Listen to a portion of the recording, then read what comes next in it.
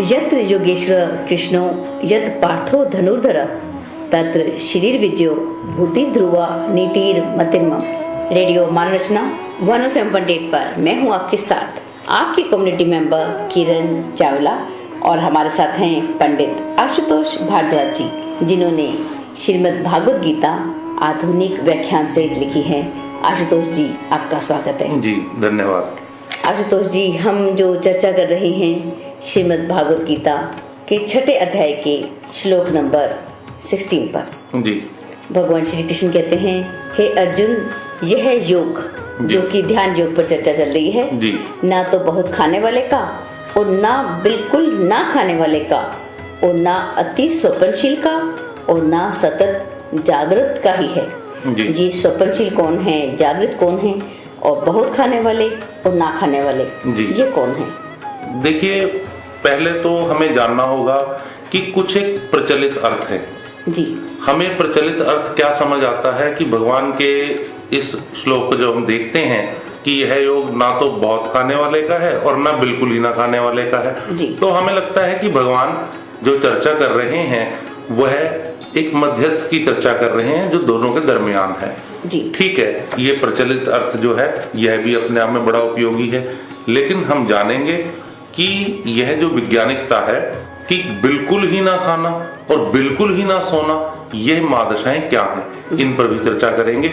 लेकिन पहले जो प्रचलित अर्थ हैं जो सीधे समझ आते हैं, उनकी उपयोगिता को जान लें कि उनकी उपयोगिता क्या है, ध्यान में ये किस प्रकार सहायता हमारी करते हैं। देखिए, हमें क्या जानना है कि यहाँ पर भगवान ने निर्देश दिया है यथा योग्य आहार का और यथा योग्य शयन का, और यथा योग्य क्या होता है इसे भी जान लें। देखिए, बालक अवस्था, बचपना जो हमारा है, जवानी, युवावस्था जो है और वृद्धावस्था, इनमें अपने जो सामर्थ्य के अनुरूप भोजन किया जाता है या अपने सामर्थ्य के अनुरूप शयन किया जाता है, तो ये सब ध्यान में उपयोगी हैं। और यह जो अपने सामर्थ्य है, ये सामर्थ्य भी हमारी दशाओं के अनुकूल काम करता रहता है। जैसे बच्चा जो है वह युवा की अपेक्षा अधिक सोता है और युवा जो है वृद्ध की अपेक्षा अधिक सोता है, तो शयन भी हमारा तीनों अवस्थाओं में अलग अलग है और भोजन के प्रति भी हमारा जो सामर्थ्य है वो बिल्कुल तीनों अवस्थाओं में अलग अलग काम करता है। तो अगर हम अपने सामर्थ्य के अनुरूप अगर हम भोजन करेंगे तो वह ध्यान में सहायक होगा। अगर हम ऐसा नहीं करते और अपने सामर्थ्य से अधिक भोजन कर लेते हैं किसी भी अवस्था में, तो घटना क्या घटती है? घटना ये घटती है कि हमारे शरीर की सारी ऊर्जा भोजन को पचाने के लिए दौड़ पड़ती है और हमारे शरीर में शिथिलता आने लगती है।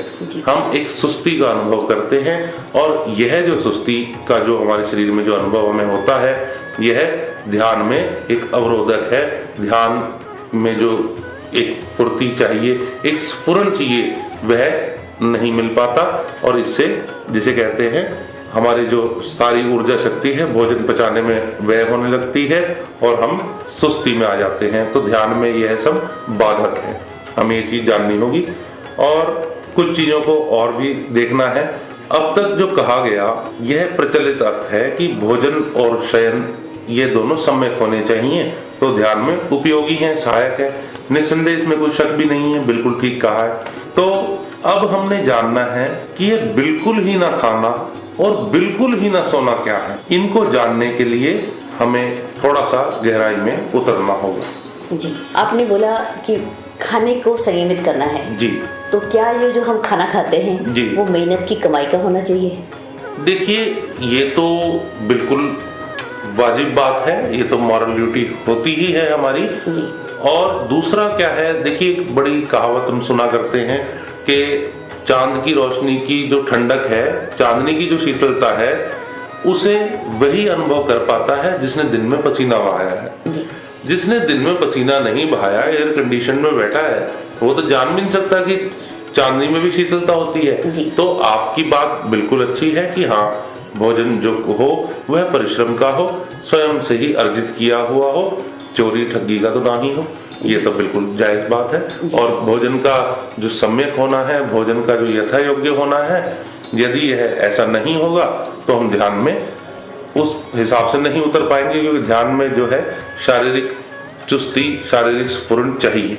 यदि शरीर में एक जिसे कहते हैं ऊर्जा का क्षय होगा तो हम स्फूर्ति को नहीं प्राप्त हो पाएंगे। जी, आगे भगवान कहते हैं यह कष्टों को नष्ट करने वाला योग। तो भोजन करना है सात्विक भोजन, जैसे हम कहते हैं मेहनत का भोजन, और कंट्रोल में जी इतना ही खाना है जिससे शरीर में स्फूर्ति बनी रहे। इतना नहीं खा लेना कि हम सुस्त हो जाएं और सो जाएं, फिर ध्यान कैसा, फिर तो ध्यान लगेगा ही नहीं। जी। आगे की चर्चा को जारी रखते हुए लेते हैं एक छोटा सा ब्रेक, सुनते हैं मधुर सा संगीत। बने रहिए रेडियो मनोरंजना 107.8 पर। Feel good, feel live. जय नारायण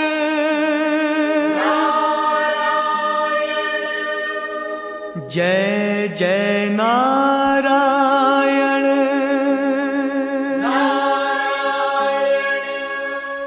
जय नारायण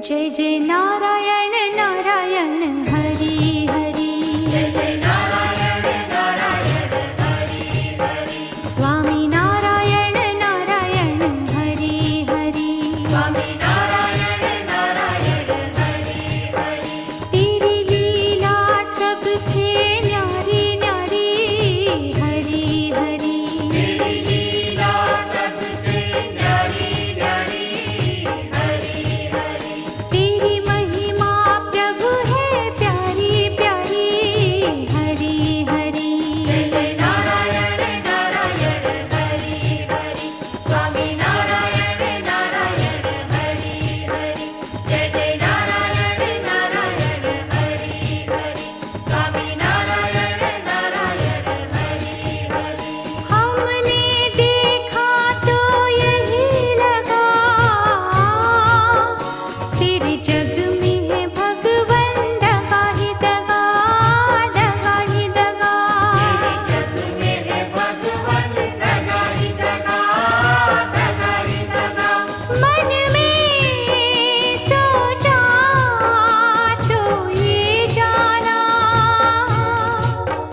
बिन तेरे यहाँ पर कोई न सगा कोई न सगा तेरे यहाँ पर कोई न सगा कोई न सगा हम तुझ पे जाए वारी वारी हरि हरि जय जय नारायण नारायण हरि हरि स्वामी नारायण नारायण हरि हरि जय नारायण हरि हरि स्वामी नारायण हरि हरि लक्ष्मी नारायण हरि हरि सत्यनारायण हरि हरि जय जय नारायण नारायण हरि हरि स्वामी नारायण नारायण हरि हरि लक्ष्मी नारायण नारायण हरि हरि सत्यनारायण नारायण हरि हरि जय जय नारायण नारायण हरि हरि जय जय नारायण नारायण हरि हरि। एक बार फिर रेडियो मनोरंजना 107.8 पर आप सभी श्रोताओं का स्वागत है। मैं हूं आपके साथ किरण चावला और हमारे साथ हैं पंडित आशुतोष भारद्वाज जी, और हम चर्चा कर रहे हैं श्रीमद् भागवत गीता आधुनिक व्याख्यान सहित के 6ठे अध्याय की श्लोक संख्या 16 पर। जी। जी देखिए, हमने अभी ब्रेक में जाने से पहले जाना कि किस प्रकार जो प्रचलित अर्थ हैं, भगवान ने बोला जो निर्देश दिया है ध्यान योग के लिए, वो कहा है कि यह योग ना तो बहुत खाने वाले का है, ना बिल्कुल ही ना खाने वाले का है, ना अति स्वप्नशील का है, ना ही सतत जागृत का है। जी। तो यह हमने जाना कि किस प्रकार हमारा भोजन सम्यक होना चाहिए। अपनी अवस्था के अनुरूप किया गया भोजन ही सम्यक भोजन कहलाता है। तो शास्त्रों का हमारे यहाँ निर्देश भी है कि आहार ही विष है और आहार ही औषधि है। यदि आहार असंयमित हो जाता है तो यही विष का काम करता है, और यदि शरीर में कुछ कष्ट आ गए हैं, कुछ आ गए हैं, तो आहार में ही वो शक्ति है कि यदि इसे सम्यक कर दिया जाए तो हम अपने आहार को से औषधि वाले गुण भी ले सकते हैं, औषधि जैसा लाभ भी ले सकते हैं। तो अब हमने जानना है कि ये जो भगवान कह रहे हैं कि ये बिल्कुल ही ना खाने वाले का नहीं है योग, और बिल्कुल ही ना सोने वाले का नहीं है, ये क्या बात हुई कि बिल्कुल ही ना सोने वाला कौन है और बिल्कुल ही ना खाने वाला कौन है? तो कुछ एक बातों को हमें जानना होगा। देखिए, बहुत खाना और अति स्वप्नशीलता, यानी कि बहुत खाने की एक वृत्ति होना और अति स्वप्नशीलता, ये एक ही सिक्के के दो पहलू हैं। जैसे आदमी को अपने अंदर कुछ खालीपन महसूस होता है तो वह क्या करता है, कुछ अपने को भर लेना चाहता है और तो समझ नहीं आता कैसे भरूं, तो वो खाने की वृत्ति डेवलप होती है। आज जो मानसिक रूप से थोड़े रुग्ण हैं, जो थोड़े जिसे कहते हैं डिप्रेशन में ज्यादा रहते हैं या वो है, उनकी खाने की वृत्ति भी जिसे कहते हैं बदल जाती है। वो ज्यादा खा के अपने को भर लेना चाहते हैं और इस प्रकार से हमारे शरीर में रोग उत्पन्न होते हैं और हमारे अंदर एक रुग्णता आ जाती है। ठीक है, तो हमें यह जानना है कि ये जो दो दशाएं हैं, बहुत खाना और अति स्वप्नशीलता, ये तो एक ही सिक्के के दो पहलू हैं। आदमी अपने को विचारों से भर लेना चाहता है, यह अति स्वप्नशीलता है। आदमी खालीपन महसूस करता है तो अपने को भोजन से भर लेना चाहता है, यह बहुत खाने की वृत्ति है। तो ये दोनों तो एक ही दशा के सूचक हैं, अर्थात एक ही सिक्के के दो पहलू हैं। जैसे कुछ चीजें हमें जाननी है कि हमारा जो स्वभाव है, मनुष्य की ही ऐसी एक दशा है किरण जी, कि वो स्वभाव के विपरीत अति स्वप्नशील हो जाता है और स्वभाव के विपरीत जाकर ही अधिक खाने वाला हो जाता है, और पशुओं में और में ऐसा नहीं पाया जाता। इसलिए पशु हमारी अपेक्षाकृत बीमार भी कम होते हैं। इसको थोड़ा सा मैं बता भी देना चाहूंगा कि स्वभाव क्या है। मनुष्य का एक स्वभाव है, हर जीव का एक स्वभाव है, लेकिन मनुष्य को छोड़कर और कोई भी जीव अपने स्वभाव के विपरीत नहीं बर्तन करता, लेकिन मनुष्य स्वभाव के विपरीत चला जाता है। जैसे मैं एक बड़े अचंभे की मैंने बात देखी। मैं अपने ससुराल गया हुआ था, वहां पर एक कुत्ता उन्होंने पाला हुआ था, तो उस कुत्ते को मिठाई में लड्डू बड़ा पसंद था। लेकिन बड़े अचंभे की बात थी कि मंगलवार को यदि उसे कुछ भी खाने को दिया जाता था, आप पाएंगे कि अधिकांश कुत्ते मंगलवार को नहीं खाते, और जब उसको वो लड्डू, उसका जो मन पसंद था, वो तक भी दिया जाता था तो वो मुंह फेर लेता था। बड़ी हैरानी की बात थी, लेकिन वो रह रहा था हमारे पास बहुत टाइम से। तो हमने देखा कि कुछ पीछे संकेत हैं, बड़ा कुछ अलग विराट से जुड़ा होना है, लेकिन हम स्वभाव से विपरीत हो गए। हमें भूख नहीं भी हो तो भी दे दो। हमारे को एक, मैं देख रहा था एक फिल्म में जिक्र आया था, वो कहते हैं कि लो साहब जलेबी खाओ, तो वो कहता है कि मुझे भूख नहीं है। तो उसने कहा भूख लगने पर तो कुत्ता खाता है, आदमी शौकिया भी खाता है। तो हमारा जो शौक है, ये हमारा स्वभाव जिसे कहते हैं भटक गया है। अब हम 99% शौकिया ही खाए जा रहे हैं, आवश्यकता के हिसाब से नहीं खा रहे। तो यहाँ पर हमें स्वास्थ्य के सूत्र को समझना होगा। स्वास्थ्य का सूत्र क्या है? स्वास्थ्य का अर्थ है स्वयं में स्थित हो जाना। जो स्वयं में स्थित हो जाएगा, स्वयं में आसीन हो जाएगा, वह स्वस्थ होना शुरू हो जाएगा, शारीरिक तौर पे भी। कैसे, इसे जान लीजिए। क्योंकि जब स्वयं में स्थित हुआ जाता है तो स्वयं में स्थित होते ही हमारे इस प्रकार के जो भटकाव थे, जो स्वयं में स्थित ना होने पर हमारे साथ थे, कि हम मन के चलन से भोजन कर लेते थे, मन के चलन के कारण हम अधिक विचारों का संग्रह करने लग जाते थे। तो ऐसी वृत्ति से हमें निजात मिलेगी, हम स्वयं में स्थित होने लगेंगे। कुछ चीजों को हमें ऐसे जानना पड़ेगा। देखिए, अति स्वप्नशीलता को भी जान लीजिए कि अति स्वप्नशीलता क्या है। हमारे जो स्वप्न है, हमारी जो कल्पनाएं हैं किरण जी, ये सतत चलती हैं। इनमें भेद कितना है?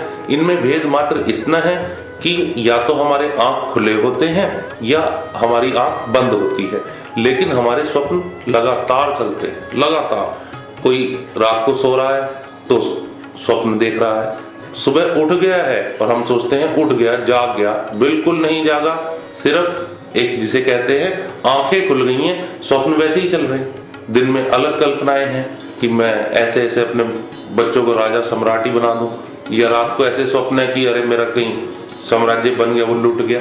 तो फर्क कुछ नहीं है, सिर्फ फर्क इतना है कि एक आंख बंद के सपने चलते हैं, एक आंख खुली के सपने चलते हैं। हम हमेशा सोए ही हुए हैं, अति स्वप्नशील हैं। तो भगवान ने कहा है यह योग ना तो अति स्वप्नशील का है और न ही सतत जागृत का है।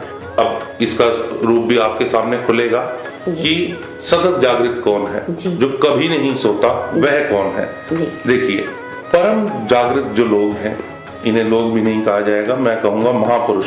जो परम जागृत महापुरुष हैं, उनकी भीतरी उपलब्धियों को हमें कुछ जानना होगा। देखिए, अगर मैं कहूं कि कल्पना करें कि नानक आंखें मूंदे शरीर के साथ आराम कर रहे हैं, अर्थात उनकी देह विश्राम कर रही है और वे लेटे हुए हैं जी। अगर मैं कहूं कि नानक लेटे हुए हैं और आराम कर रहे हैं, एक कल्पना द्वारा आप थोड़ा सा जानने की कोशिश करें कि यदि कोई उन्हें पुकारे तो क्या वे ऊंघ कर या हड़बड़ा कर जवाब देंगे? नहीं देंगे। क्यों? वे सतत जागृत हैं। सतत जागृत को भी जानना होगा। हमें लगता है, क्योंकि ये जो उपलब्धियां हैं किरण जी, जिनकी अब हम चर्चा करने वाले हैं, कि सतत जागृत के लिए यह योग नहीं है, बिल्कुल ही ना खाने वाले के लिए यह योग नहीं है। तो जानना होगा कि सतत जागृत हैं क्या। सतत जागृत के लिए तो उदाहरण देना भी बड़ा मुश्किल हो जाता है। सतत जागरण किस चीज का नाम है? भगवान बुद्ध एक बार किसी से बात कर रहे थे और उन्होंने सर पर मक्खी को उड़ा दिया। उसके बाद उन्होंने दोबारा अपने हाथ को सर पर लेके गए, जहां पर अब मक्खी नहीं है, उड़ चुकी है, दोबारा हाथ को लेके गए और फिर दोबारा से ये क्रिया करी। जो साथ में खड़ा था आदमी, उसने पूछा कि आप ये क्या कर रहे हैं? मक्खी तो उड़ चुकी और आप दोबारा हाथ लेके गए। उन्होंने कहा कि मैं जिसे कहते हैं बिना होश के, बिना जागरण के मैंने मक्खी उड़ा दी तुमसे बात करते करते। मैं तो ऐसा तो घटनी ही नहीं चाहिए। मेरी जागृति कैसे भंग होगी? मैं तुमसे बात कर रहा हूं, मुझे पता होना चाहिए कि मेरा हाथ ऊपर जा रहा है, वो मक्खी को उड़ा रहा है। तो कहने का भाव, सतत जागृत की जो उपलब्धि है वे क्या है और कैसे हमारे महापुरुष सतत जागृत रहते हैं, इनके ऊपर हमें कुछ अभी चर्चा करनी है। तभी हमें पता लग पाएगा कि सतत जागरण है क्या जी। तो मैं अभी आपसे कहा कि कल्पना ही कर लीजिए, आप कल्पना भी नहीं कर पाएंगे कि यदि नानक आराम कर रहे हैं, हम उन्हें कहें, पुकारें, तो नानक ना ऊँगेंगे ना हड़बड़ाएंगे, ऐसा कुछ भी नहीं होने वाला। क्यों? क्योंकि वे सो नहीं रहे। ये ध्यान देना होगा, वो सो नहीं रहे। देखिए, जो स्वप्न है, हमारे जो स्वप्न हैं, ये क्या है? इनसे ही हमारी निद्रा बंधी है। जिसके स्वप्न ही नहीं, वह निद्रा से भी मुक्त हो जाता है। इस पर अभी चर्चा करूंगा, इसको खुलासा आपके समक्ष करता हूँ। सतत जागृत का जो चर्चा है, उसको आगे बढ़ाने से पहले सुनते हैं एक भजन, एक सुंदर सा संगीत। बने रहिए रेडियो मानव रचना 107.8 पर। Feel good, feel live.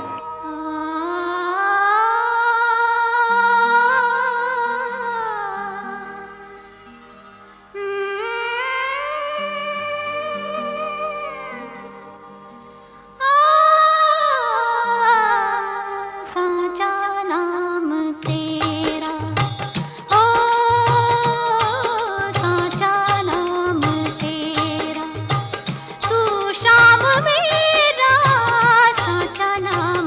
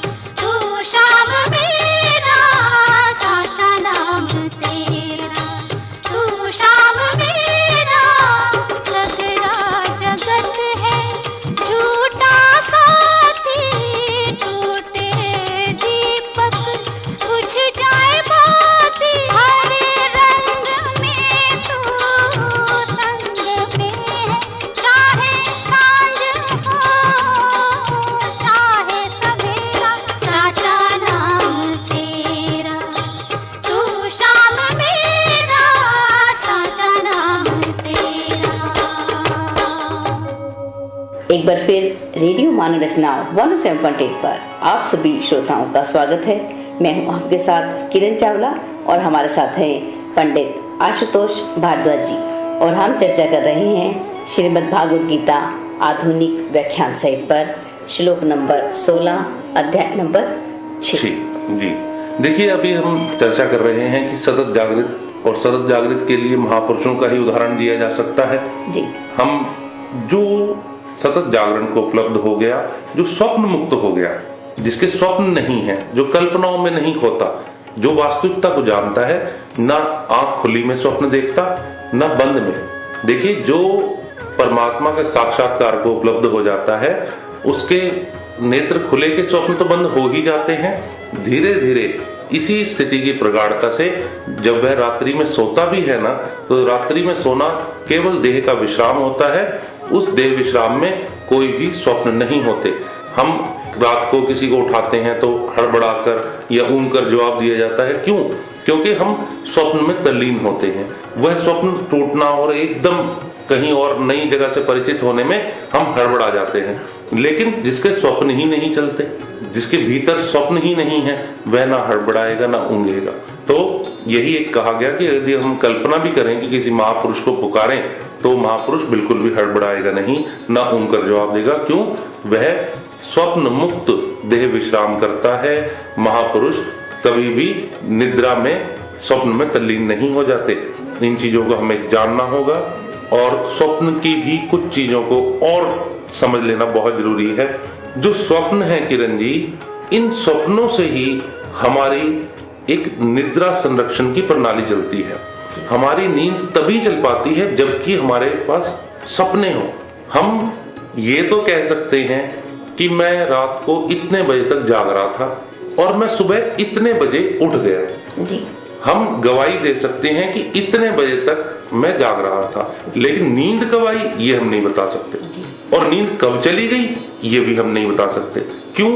इसके कुछ हमें जानना होगा कि निद्रा संरक्षण है क्या।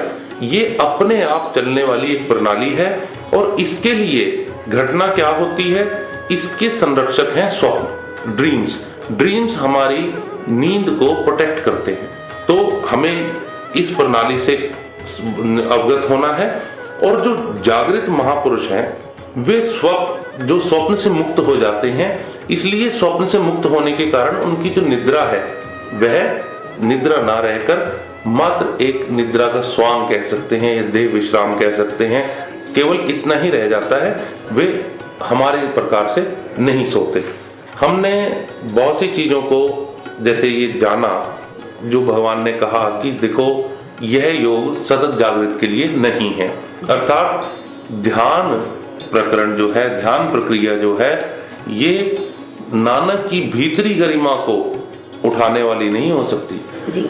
हमारे लिए ध्यान जरूरी हो सकता है। क्या आप सोचती हैं बुद्ध के लिए या नानक के लिए ध्यान जरूरी है? नहीं, क्योंकि वह सतत जागृत हैं, स्वप्नों से मुक्त हैं। तो ऐसों के लिए भी, ऐसे महापुरुषों के लिए भी यह योग नहीं है। यह मध्यस्थों के लिए योग है जो अभी पूर्ण जागृत भी नहीं है और पूर्ण सोए भी नहीं है। कुछ परमात्मा की ओर दिखना उन्हें शुरू हो गया है, तो उनके लिए ध्यान जो है, ध्यान प्रक्रिया सहायक हो जाती है। ये चीजें हमें जाननी है। अब इसमें हम प्रविष्ट होंगे कि कभी भोजन ना करने की वैज्ञानिकता क्या है जी। लेकिन पहले एक प्रश्न जी, कि जैसे कुछ बच्चे कहते हैं कि जो सपने नहीं देखेगा तो वो अपने जीवन में पूरे कैसे करेगा जी। तो सपने देखने अच्छे हैं या बुरे हैं? देखिए, मैं स्वप्न देखना जो होता है, स्वप्न वो हो जिसे आप देखें, स्वप्न वह ना हो जो अपने आप आपके ऊपर आ गया जी। एक देखिए, मैं आपको चीज बताता हूँ। एक बड़ा अच्छा, मैं एक बार कुछ पढ़ रहा था, उसमें बड़ा अच्छा लिखा था कि सपने वे नहीं हैं जो नींद में आते हैं, सपने वे हैं जिनकी वजह से नींद नहीं आती। तो ये हमें जानना होगा। इन दो बातों का ही मैं जिक्र कर रहा हूं कि हमें यह जानना है कि हमारे ऊपर यंत्रवत स्वप्न जो हमारे अंदर चलते रहते हैं कि खाली बैठे हैं, सामने कोई तस्वीर देखी, उस तस्वीर को किसी चीज से कोरिलेट करके और कल्पनाओं में तल्लीन हो गए। रात को सपने में किसी का कुछ भी सपना आए चला जा रहा है। तो इन स्वप्नों में बहुत भेद है और जो वो स्वप्न जिनकी मैं बात कर रहा हूँ वे तो आपके स्वरूप के परिचायक हैं, आपके होने के परिचायक हैं, उसके बिना तो बात ही नहीं बनती, वह तो होना ही चाहिए। लेकिन यंत्रवत नहीं, आपकी चॉइस से होना चाहिए। जी कहते हैं अवर चॉइस मेक्स अवर डेस्टिनी। हम जैसा सपना देखेंगे वैसा ही हम पूरा करेंगे, वैसे ही हमारे विचार हो जाएंगे और वैसे ही हम कर्म करेंगे। जी बिल्कुल। अगर ईश्वर का ध्यान हो गया, ईश्वर का ही विचार आ गया, तो ईश्वर में जरूर पूर्णता को प्राप्त होंगे। जी आगे जो भगवान ने कहा, भगवान कहते हैं कि यह योग बिल्कुल ही ना खाने वाले के लिए भी नहीं है। देखिए ये जो वैज्ञानिकता है ना किरण जी, ये लुप्त हो गई है। क्योंकि अब हम इसको तो समझे, थोड़ा बहुत महापुरुषों के आचरण से समझ आ जाता है कि बिल्कुल ही ना सोना ये क्या चीज है, सतत जागरण क्या है, लेकिन बिल्कुल ही ना खाना ये क्या है, ये हमें नहीं समझ पे आ पाता। देखिए जो वर्षों हिम शिखरों पर रहते हैं, पर्वतों पर रहते हैं, ऐसे तपस्वियों के लिए भोजन की कोई आश्रितता नहीं रही होती, किंतु ऐसे जो सिद्ध तपस्वी लोग हैं वे लोगों के बीच आकर अपनी इस सिद्धि का प्रदर्शन भी नहीं करते कि हमें भोजन की कोई आवश्यकता नहीं है। और सामान्य मनुष्य कैसे जाने कि बिल्कुल ही ना भोजन करने की महादशा क्या है। देखिए आज हमारे समाज में कई दिनों की जलगत या भूमिगत समाधि के उदाहरण आते हैं। आज जिनका मैं नाम ले देना चाहूंगा, एक पायलट बाबा हैं जो पहले इंडियन आर्मी में पायलट रहे और इंदिरा गांधी के काफी नजदीक रहे, और आज उनका दिल्ली में नैनीताल में आश्रम है, उनकी शिष्याएं हैं, वे स्वयं भी हैं, और अक्सर कई दिनों की वे जलगत समाधि लेते हैं, जल की तली में जाकर बैठ जाते हैं, भूमिगत बैठ जाते हैं। तो उनकी शिष्याएं तक ऐसा करती हैं। तो कहने का भाव कि हमारा श्वास की हमें जरूरत ना होना, ठीक है। हमें ये जो उदाहरण आते हैं कि जलगत के या भूमिगत समाधि के, ये क्या है? ये वही चीजें हैं जो हमारे से लुप्त हुआ है ना, कि भोजन की जो रिक्वायरमेंट नहीं रहती, आदमी को कभी भोजन नहीं करना पड़ता, ये उसी महादशा के सूचक है। लेकिन अब इसके पीछे की वैज्ञानिकता क्या है कि हमें भोजन की जरूरत ही ना पड़े, शरीर की पुष्टि के लिए हमें भोजन की जरूरत ना पड़े। ये क्या है, कुछ थोड़ा सा बारीकी से जानेंगे। देखिए जिससे अन्न की पुष्टि होती है, जिससे अन्न ऊर्जावान होता है। अगर अद्वितीय जगत में यदि किसी ने सिद्ध किया है ध्यान को, तो वह सीधे भी उससे पुष्ट हो सकता है जिससे अन्न पुष्ट हो रहा है, क्योंकि यहाँ पे कुछ भी टूटा हुआ नहीं है। लेकिन एक हमारे पास घटना क्या है कि यह जो है परम ध्यान की अपनी एक अवस्था है जिसे आम लोगों के समक्ष कह पाना बड़ा कठिन है, क्योंकि ये जो महापुरुष हैं ये कभी भी इसका प्रदर्शन नहीं करते। इनकी सतत जागरण तो हमें समझ आ जाता है क्योंकि इनका शयन देखते हैं हम, इस प्रकार का नहीं है। लेकिन महापुरुषों के लिए भोजन की आश्रितता नहीं है, मात्र औपचारिकता है। वे औपचारिकता में भोजन कर रहे हैं तो अलग बात है, आश्रितता नहीं रह जाती। जैसे भगवान कृष्ण विदुर के यहाँ भोजन करते हैं, तो ये मत समझिए कि यदि वो भोजन नहीं करेंगे तो शरीर का विनाश हो जाएगा, नहीं। उनके लिए भोजन मात्र एक औपचारिकता है। वे प्रेमवश कहीं भोजन कर लें तो अलग बात है, लेकिन भोजन की आश्रितता नहीं रह जाती परम सिद्धों के लिए। तो कुछ चीजें मैं आपको एक चीज बतलाता हूँ। जैसे मान लीजिए कोई ऐसा प्राकृतिक विनाश हो जाए, कुछ ऐसी घटना घट जाए कि पूरी सृष्टि जिसे कहते हैं जलमग्न हुई और दोबारा से हमारे यहाँ तरक्की शुरू हुई, तो उस वक्त आप मानिए अगर किसी को आज का मोबाइल मिल जाए, या जो हमारा जो ये बल्ब जलाते हैं इसका नीचे एल्युमिनियम का ठूठ मिल जाए, तो वो जान पाएगा उस ठूठ को देख के कि कभी इस जगत में एनटीपीसी, एनएचपीसी और टीरी बांध और न जाने क्या क्या जाल फैले हुए थे विद्युत संचालक केंद्रों के, वो नहीं जान पाएगा उस ठूठ से। ऐसे ही हमारा जो पुराने हमारे जो शास्त्र हैं, इनमें जो विज्ञान विद्यमान है, हम उन्हें जान ही नहीं पाते कि इसके पीछे का पूरा जाल, पूरा एक सिस्टम क्या है। आज यहाँ तक लोग बोलते हैं कि लोग समझते हैं कि शास्त्रों को पढ़ लिया गया है, कुछ लोग बोलते हैं कि शास्त्रों को आज तक पढ़ा ही नहीं गया, वो अनटच्ड है। तो इसकी और जरा में ना जाते हुए मैं उस वैज्ञानिकता की ही चर्चा करूंगा। देखिए जो कभी भोजन ना करने की क्षमता है, यह एक निजी उपलब्धि है और ये निजी होने के कारण ही लुप्त भी हुई। क्यों? ये किसी की अपनी उपलब्धि थी और इसका प्रदर्शन नहीं किया जाता, इस कारण यह वैज्ञानिकता लुप्त हुई। देखिए, एक मैं आपसे बात करता हूं, भोजन की आश्रितता से मुक्त होने की जो महादशा है, ये कोई कोरी कल्पना नहीं है, क्योंकि यदि कल्पना ही होती, वास्तविकता न होती, तो भगवान इसका जिक्र ना करते। और कल्पना भी जान लेना कि कल्पना भी जो होती है वह उसकी ही हो सकती है जो अस्तित्वगत हो। जो अस्तित्वगत है ही नहीं उसकी हम कल्पना नहीं कर सकते जी। अगर कोई तर्क निर्मित करता है कि मैं तो कल्पना करता हूँ उड़ने वाली मछली की जी, तो ये तो अस्तित्वगत नहीं है जी। तो ध्यान रहे, हुआ क्या है, उसने कल्पना की है उड़ने वाली मछली की, उसने उड़ते पक्षी देखे हैं और मछली देखी है, अपनी बुद्धि से दोनों का जोड़ कर दिया, नया तो कुछ भी नहीं। हम कुछ भी ऐसा कल्पना नहीं कर सकते जो अस्तित्वगत न हो, ठीक है। तो भोजन ना करने की जो हम बात कर रहे हैं, ये ऐसी ही बातों में से एक बात है कि इसका पीछे का विज्ञान लुप्त हुआ। आज आपको मैं एक चीज बतलाता हूं, हमने मोबाइल, टेलीविजन, इंटरनेट यूं ही नहीं खोज लिए। इन्हें खोजने के लिए, इनके लिए जो प्रेरणा चाहिए, जो कल्पना चाहिए, वो कहां से आई? ये हमारे अंदर विद्यमान है, तो ही तो हमारे अंदर कल्पना जागी कि मैं मोबाइल खोजूं, मैं टेलीविजन खोजूं, मैं इंटरनेट खोजूं। ये हमारा जो सबके साथ संयुक्त होना है, हमारा जो अखंड रूप से पूरे ब्रह्मांड के साथ हमारा जो संयुक्त होना है, जब हमारे अंदर भीतर ऐसी एक भावदशा उठती है, तो कुछ एक बुद्धिजीवी एक साधन के रूप में भी ऐसे साधन उपलब्ध करा देते हैं। तो कहने का भाव, हम ऐसी कोई कल्पना ही नहीं कर सकते जो अस्तित्वगत न हो। कि हम कल्पना करते हैं तो केवल उन चीजों की जो अस्तित्व में हैं। जी।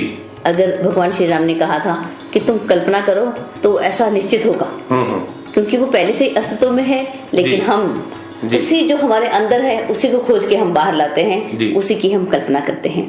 आगे की चर्चा को जारी रखते हुए लेते हैं एक छोटा सा ब्रेक और सुनते हैं एक मधुर सा गीत। बने रहिए रेडियो मानव रचना 107.8 पर। Feel good, feel live.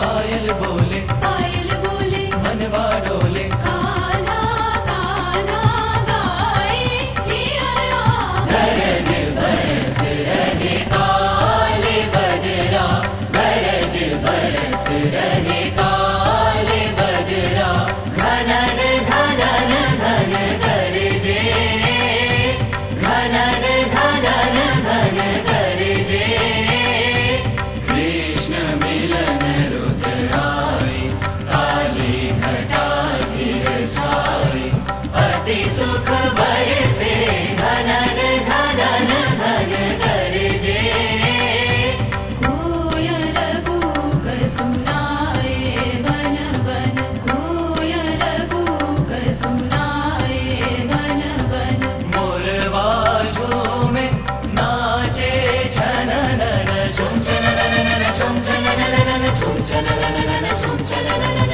Morwa झूमे नाचे छननन डार डार मुस्काए कृष्ण मिलन रुद्र आए डार डार मुस्काए कृष्ण मिलन रुद्र आए अति सुख बरसे अति सुख बरसे घनन घनन घन गरजे घनन घनन घन गरजे कृष्ण मिलन रुद्र आए काली घटा गिर छाए अति सुख बरसे अति सुख बरसे अति सुख बरसे घनन घनन घन गरजे झुम झुम रोम झुम आयो रे बदरिया सखिया मिले सब गायो रे गजरिया मृदंग बाजे दिम दिम दिम घिड़नग मोरवा नाचे छम छम छम छननन छननन नाचे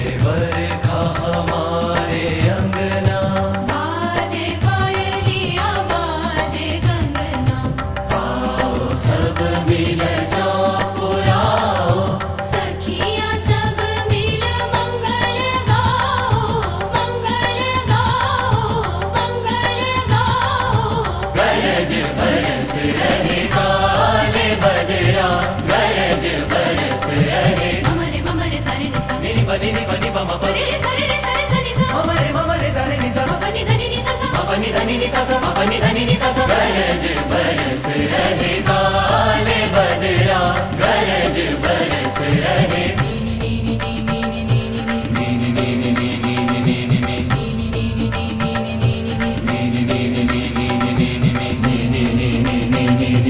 सा सा सा सा सा सा सा सा सा सा नी सा सा रे सा सा नी सा सा रे सा सा रे रे रे पा पा पा पा पा रे रे रे पा पा पा पा पा मबा नी नी नी मबा नीनी मबा नी नी नी मबा नीनी नीनी सा सा सा सा सा सा सा सा सा सा नी सा सा रे सा सा नी सा सा रे सा सा रे बमा बगा मरे सा रे बमा बगा मरे सा नी सा रे सा नी धनी पा मपा नी बगा मरे सा नी सा रे सा नी धनी पा मपा नी बगा मरे सा नी सा रे सा नी धनी पा मपा नी पगा मरे सा गरज बरस रहे काले बदरा गरज बरस रहे धनी मपा धनी नी धनी नी सा सा नी सा सा नी सा सा नी सा सा नी नी धनी नी सा सा रे सा रे सा सा नी सा मपा नी नी धनी नी सा सा नी सा सा गा मरे सा नी सा गा मरे सा नी सा गा मरे रे सा नी सा गा मरे रे सा नी सा तेरे पापा मामा पापा नी नी धनी नी सा सा नी सा सा नी सा सा नी सा सा तेरे पापा मामा पापा नी नी धनी नी सा सा नी सा सा नी सा सा नी सा सा पापा नी धनी सा सा सा सा पापा नी धनी सा सा सा सा पापा नी धनी सा सा पापा नी धनी सा सा सा सा पापा नी धनी सा सा सा सा पापा नी धनी सा सा पापा नी धनी सा सा सा सा पापा नी धनी सा सा सा सा पापा नी धनी सा सा सा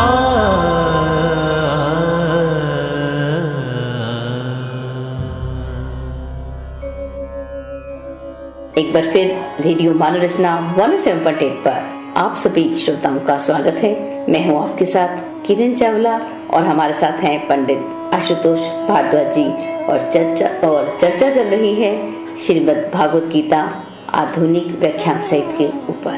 अध्याय है 6 श्लोक नंबर 16 और इस पर पंडित जी क्या कहते हैं सुनते हैं। देखिए, मैंने ब्रेक में जाने से पहले बताया कि कोई भी अगर आविष्कार होता है तो उसका प्रेरणा स्रोत हम में विद्यमान होता है। हम ऐसे ही कल्पना नहीं कर सकते।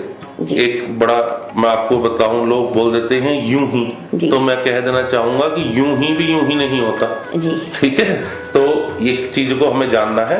तो हमें जो हम बाहर साधन के रूप में निर्माण करते हैं उसका प्रेरणा स्रोत हम में विद्यमान है, तभी उसकी कल्पना होती है, तभी उसकी सृजन के लिए चेष्टाएं निर्मित होती हैं। तो एक ऐसी ही बात है कि हम में बहुत सी दिव्यताएं हैं, लेकिन इन दिव्यताओं का बाहरी रूप से निर्माण होता है या नहीं होता है, यह गौण बात है। हम में बहुत दिव्यताएं हैं, अभी विज्ञान 100-200 साल से ही तरक्की करने लगा है, हमारे पास ऐसे साधन भी नहीं है और हमारे अंदर ऐसी सी दिव्यताएं विद्यमान हैं कि जो कभी प्रकाश में आएंगी तो लोग, आज उनका जिक्र करूंगा तो लोग अचंभित हो जाएंगे। तो उन पे ना जाते हुए मैं आपको कुछ बातें बतलाता हूँ।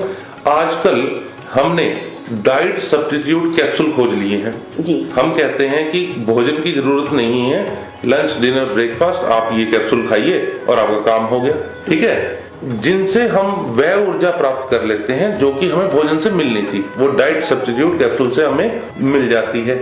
यह जो हमारे कदम हैं, जो हमने डाइट सब्स्टिट्यूट कैप्सूल खोज लिए हैं, ये हमें हमारे भोजन की आश्रितता से मुक्त होने का जो हमारा सामर्थ्य है उसकी ओर उठते कदम हैं। जैसे हमने टेलीफोन बनाया, उसके बाद मोबाइल बना लिया, जब हम थोड़ा सा और रिफाइंड हमारी खोज हुई तो हमने मोबाइल बना लिया।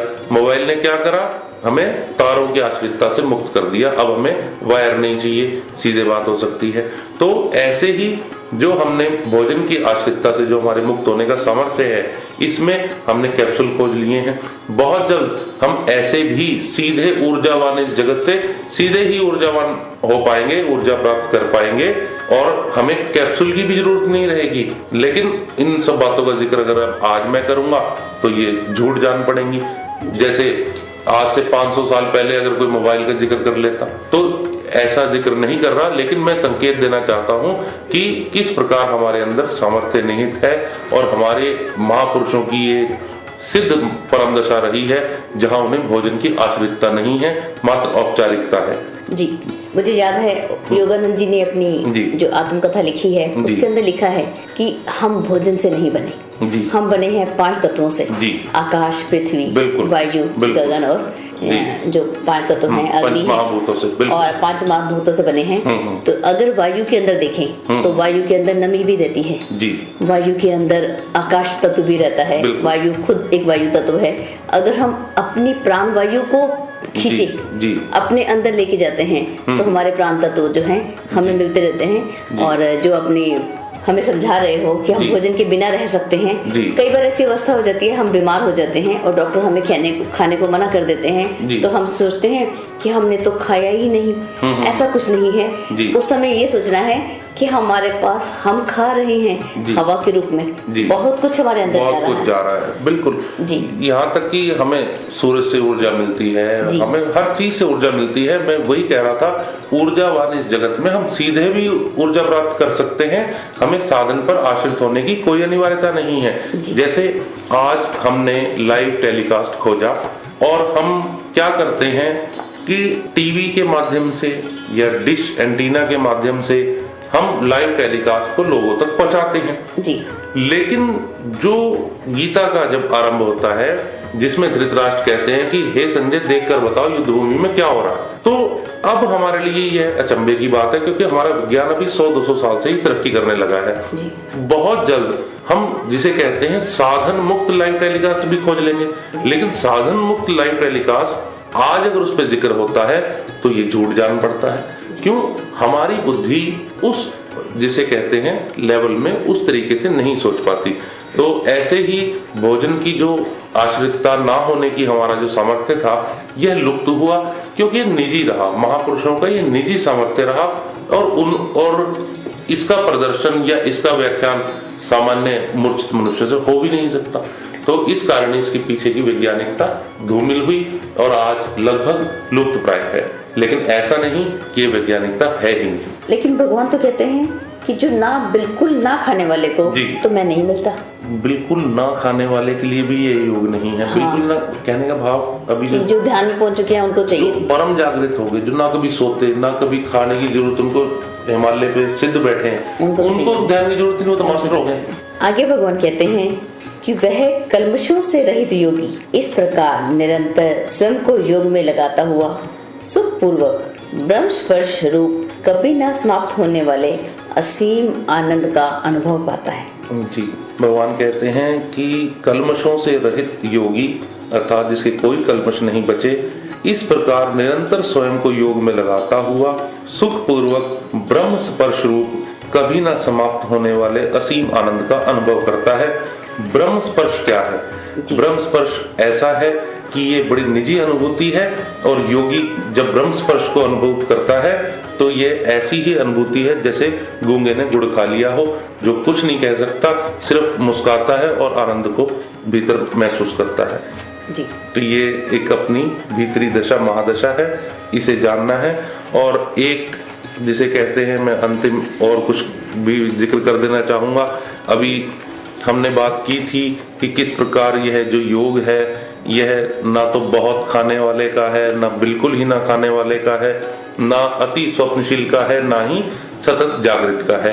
अर्थात जो परफेक्शन है उसे इम्प्रूव नहीं किया जा सकता, जो कभी ना खाने की परम दशा पे पहुंच गया है, जो कभी लेश मात्र ना सोने की परम जागृत अवस्था पे पहुंच गया है, उसका ध्यान क्या उद्धार कर पाएगा? वह तो स्वयं परम ध्यानी है। ऐसे महापुरुषों का ध्यान करने मात्र से ही ध्यान लग जाता है, तो इनके लिए तो ध्यान नहीं है। तो भगवान साफ कह देना चाहते हैं, और भगवान ने एक 17वें जो श्लोक है 6ठे अध्याय का, उसमें साफ कहा है, यह कष्टों को नष्ट करने वाला योग तो आहार विहार से युक्त का, अर्थात आहार और विहार एक से युक्त का है, और कर्मों में चेष्टाओं से युक्त का, और स्वप्न तथा बोध से युक्त का है। अर्थात जो मध्य में है, जो कभी तो स्वप्नशील भी हो जाते हैं, कभी कुछ जागृत बोध की ओर भी बढ़ने लगते हैं, तो ऐसे प्रयासरत जो जिसे कहते हैं मननशील मनुष्य हैं, उनके लिए यह योग काफी सहायक है और उनका उद्धार करने वाला होता है।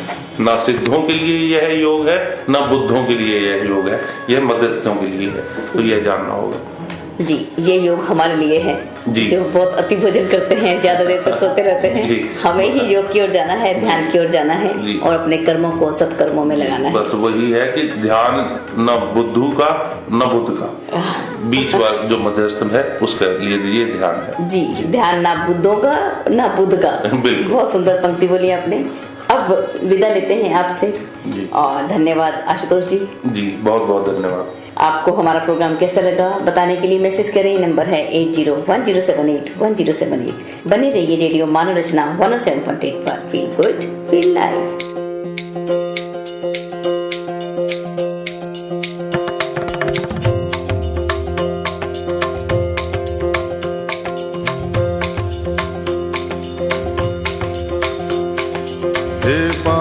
बिहारी कृष्ण मुरारी, मेरी बारी कहाँ छुपे। बांके बिहारी कृष्ण मुरारी, मेरी बारी कहाँ छुपे।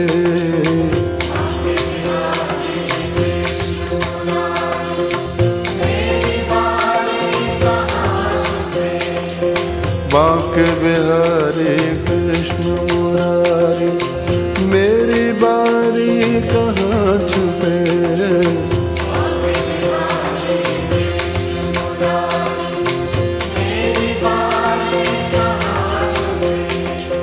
दर्शन दीजो शरण में लीजो,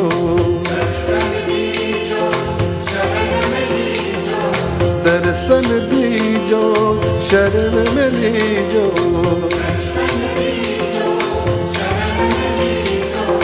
हम बलिहारी कहाँ छुपे। बांके बिहारी कृष्ण मुरारी, मेरी बारी कहाँ छुपे।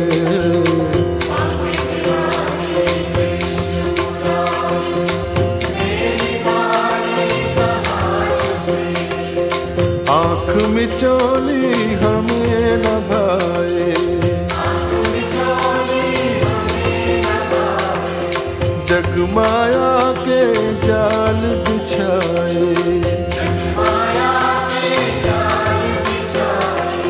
रास रचा कर बंसी बजा कर, रास रचा कर बंसी बजा कर धेनु चरा कर प्रीत जगा कर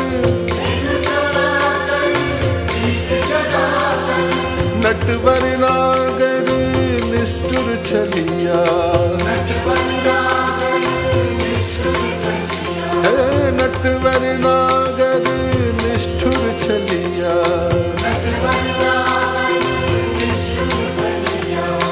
लीला न्यारी कहाँ छुपे बांके बिहारी कृष्ण मुरारी मेरी बारी कहाँ छुपे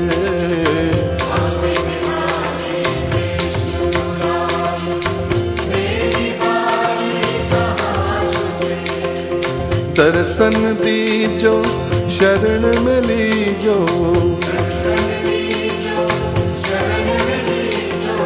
दर्शन दीजो शरण में लीजो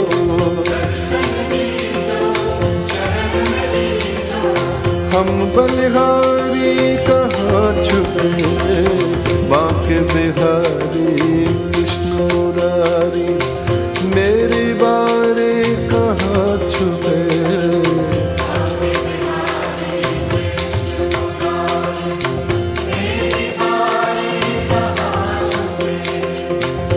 सर्वव्यापक तुम अविनाशी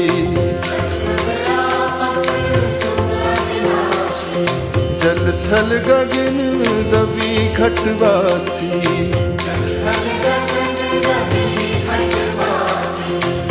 सर्वव्यापक तुम अविनाशी जल थल गगन रवि घटवासी योग सुना कर रथ को चला कर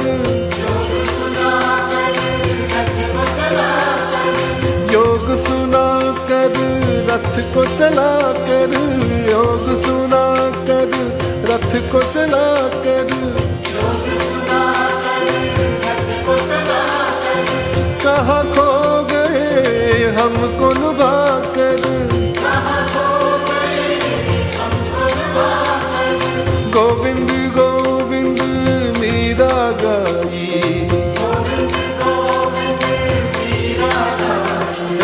गोविंद गोविंद मीरा गाई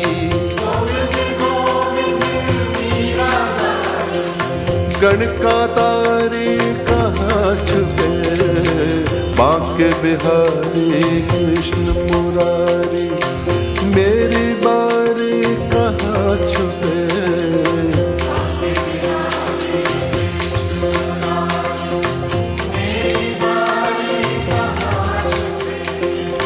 बांके बिहारी कृष्ण मुरारी मेरी बारी कहाँ छुपे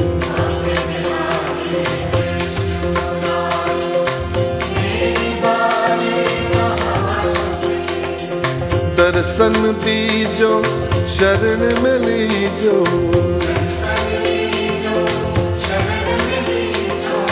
दर्शन दीजो शरण में लीजो